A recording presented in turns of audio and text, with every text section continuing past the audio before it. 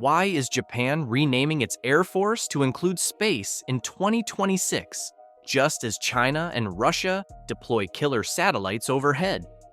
Because Tokyo knows the next war won't be won in the skies. It will be decided 22,000 miles above Earth, where satellites detect hypersonic missiles traveling at Mach 20, where space sensors track launch sites in real time, and where one destroyed satellite can blind an entire military. Japan is preparing for that war right now, and what they're building is far more aggressive than most people realize. In fiscal year 2026, Japan's Air Self-Defense Force officially becomes the Air and Space Self-Defense Force. This isn't a branding exercise. It's a doctrinal shift that elevates space from a support function to a primary warfighting domain. The existing Space Operations Group, a modest unit of around 20 personnel launched back in 2020, is being upgraded into the Space Operations Command, with 880 personnel dedicated exclusively to space missions. That's a 44-fold expansion in 6 years. Why the rush? Because Japan's defense planners concluded that modern warfare is impossible without space superiority. Every precision missile strike, every naval operation, every air patrol depends on satellites for navigation, targeting, and communication. Lose those satellites, and a military reverts to 20th century capabilities in a 21st century fight. China understands this. Russia understands this. And now, Japan is making sure it can survive and fight back in a space conflict.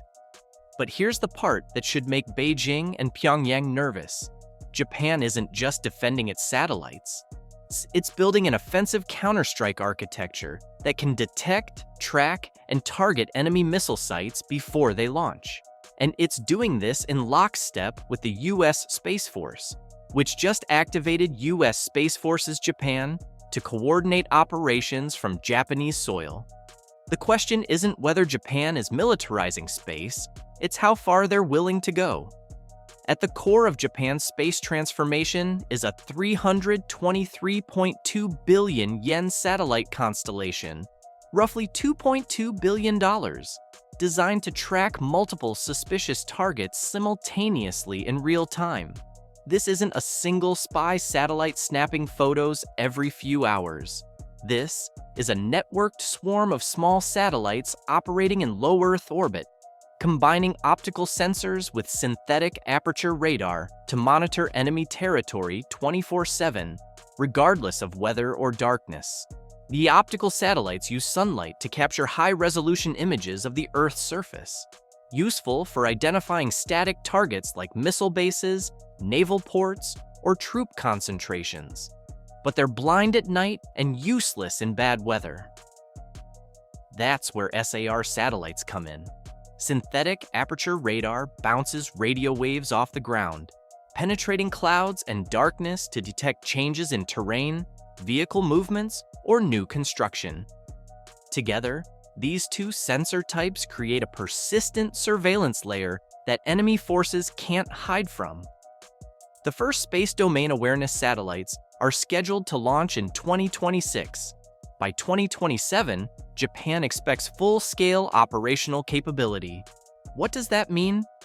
In practice, it means Japanese commanders will have near-instantaneous intelligence on North Korean missile launchers being rolled out of tunnels, Chinese naval movements in the East China Sea, or Russian bomber deployments in the Far East. More critically, it means Japan's new counterstrike missiles, the Type 12 surface-to-ship missiles with ranges exceeding 600 miles, and the Joint Strike Missile acquired from Norway with a 300-plus-mile reach, will have the targeting data they need to hit those threats before they become launches. But there's a harder problem Japan is trying to solve, one that has defense planners across the Pacific losing sleep: hypersonic glide vehicles. Hypersonic glide vehicles, or HGVs, are weapons that fly at speeds exceeding Mach 5, or 5 times the speed of sound, while maneuvering unpredictably during flight. Traditional ballistic missiles follow a predictable arc. HGVs don't. They can change course mid-flight, evade radar, and hit targets with minimal warning. China has deployed the DF-17 hypersonic missile. Russia fields the Avangard. North Korea is testing its own variants, and current defense systems struggle to track them, let alone intercept them. Japan's answer? A space-based infrared detection network specifically designed to hunt HGVs. In late 2025, Japan launched its HTVX cargo spacecraft to the International Space Station, carrying infrared sensors funded by the Ministry of Defense. After completing its resupply mission, the HTVX will spend up to 18 months in low Earth orbit as a flying experimental platform, monitoring the heat signature of a simulated hypersonic projectile launched near Japan. The goal is to prove that Japan's sensors can detect and track an HGV moving at speeds that render ground-based radar nearly useless. This is a critical test because intercepting a hypersonic weapon requires detecting it early, ideally during the boost phase or glide phase, before it enters terminal approach. Miss that window, and there's no second chance. Japanese defense researchers estimate that a fully capable HGV detection network would require thousands of satellites to maintain continuous global coverage. Japan can't build that alone, but it doesn't need to.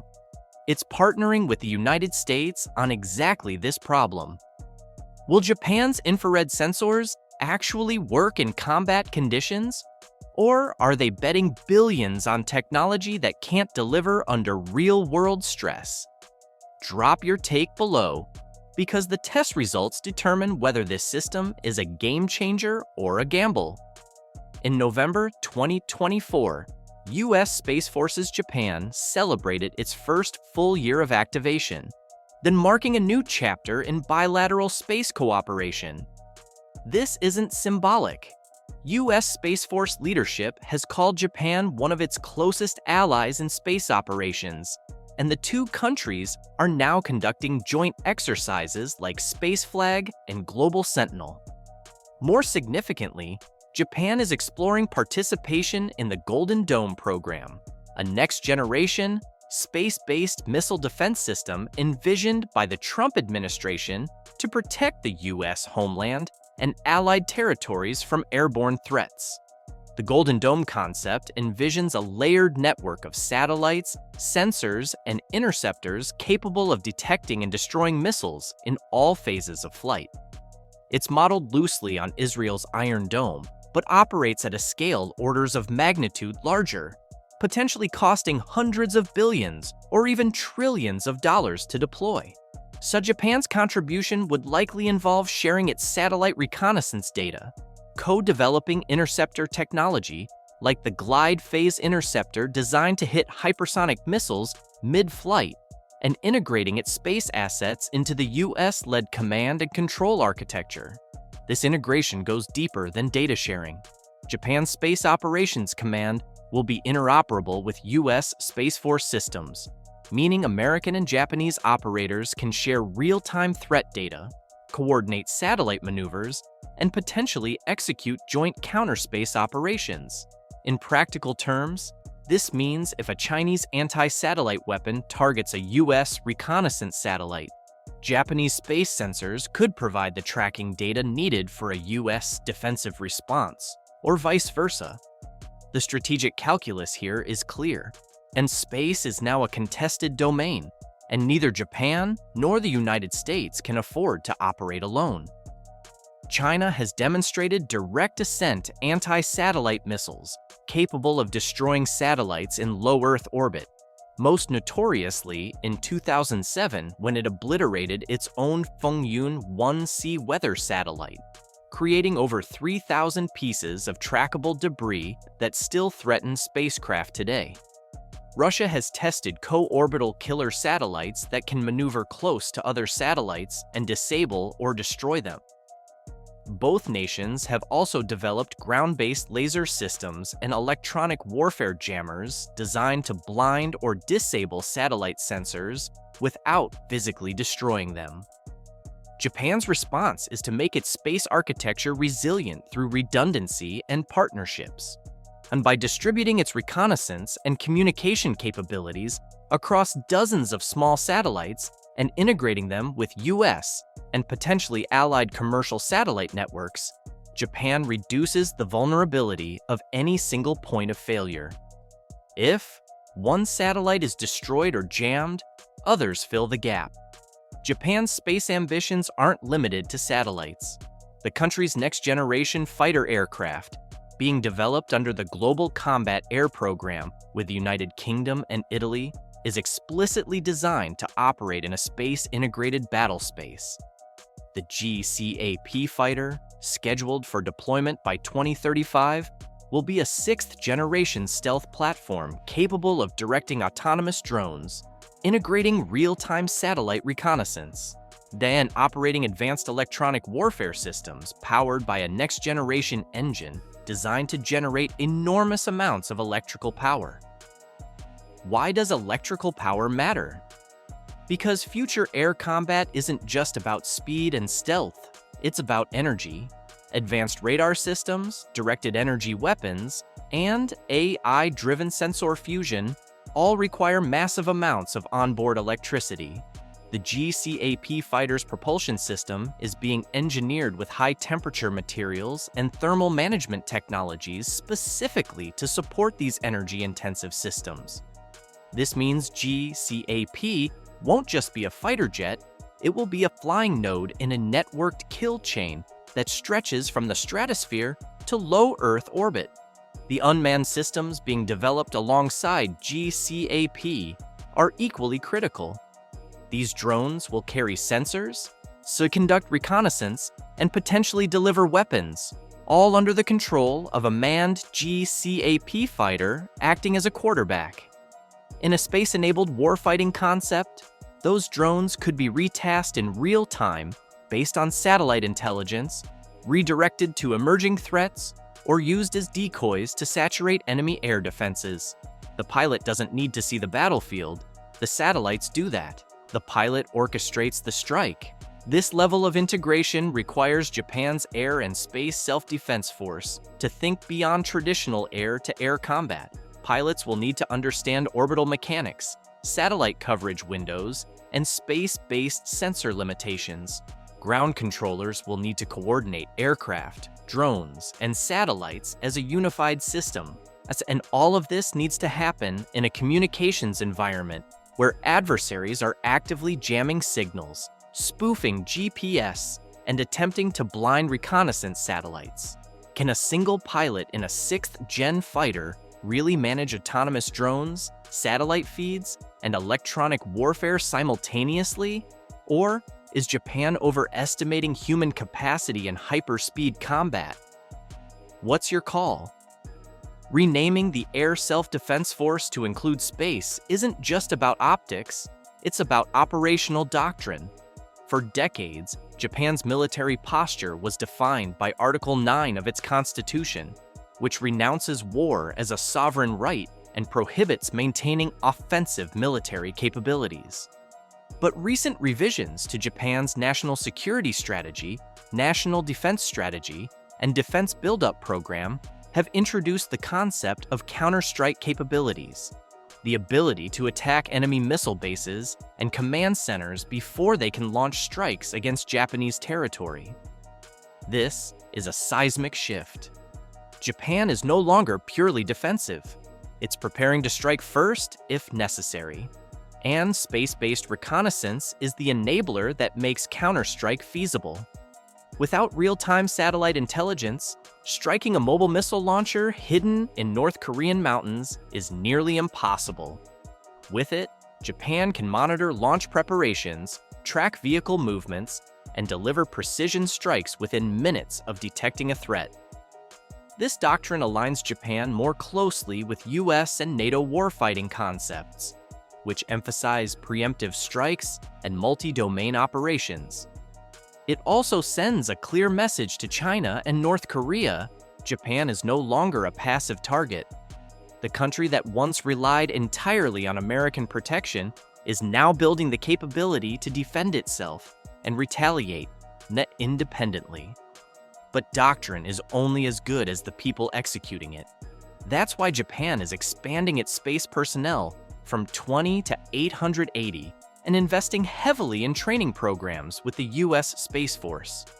Japanese officers are now attending U.S. space operations courses, participating in multinational war games, and studying adversary counterspace tactics.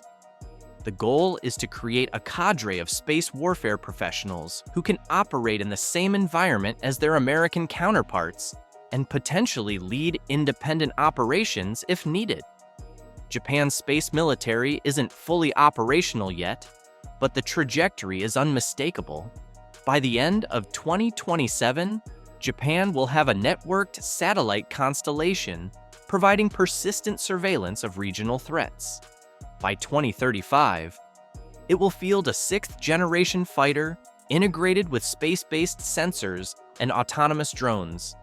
And throughout this period, it will continue deepening interoperability with the U.S. Space Force, participating in advanced missile defense programs like Golden Dome, and expanding its own counter-strike arsenal. The strategic implications ripple across the Indo-Pacific.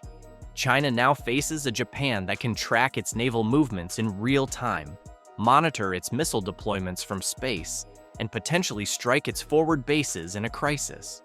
North Korea's mobile missile launchers are no longer invisible.